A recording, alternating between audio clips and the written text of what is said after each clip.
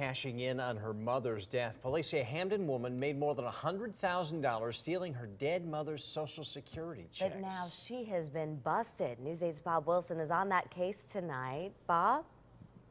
Yeah, her mother died in 1984, 30 years ago. Federal authorities say she has been stealing the Social Security check for those 30 years. And tonight, people are saying, that's our tax dollars. We want answers. How could this happen? Sandra Kimbrough lives in a quiet neighborhood in Hamden. She has pled guilty to stealing her mother's Social Security benefits for the last 30 years, totaling just over $160,000. Her mother died back in 1984, but federal agents say Kimbrough kept cashing her mother's Social Security checks. We tried to talk to her about the guilty plea, but a man answered the door and turned us away. So basically no comment? No comment. No comment at all. She doesn't want to tell her side of the story? There's no comment me. Okay. Well, Kimbrough wasn't talking, her neighbors were. This woman who lives next door didn't want us to show her face on camera, but says she has known Kimbrough for 15 years. What does she like?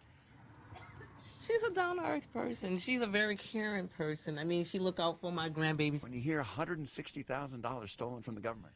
I just find that hard to believe. I really do.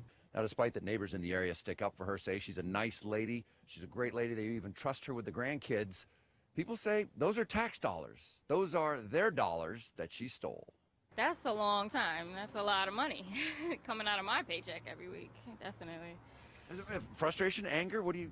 Yeah, that does make me upset that we're paying for you to survive, and I'm out here trying to survive too. We did try and contact Social Security about the case, but have not heard back. As many people are wondering, how could this go on for nearly 30 years?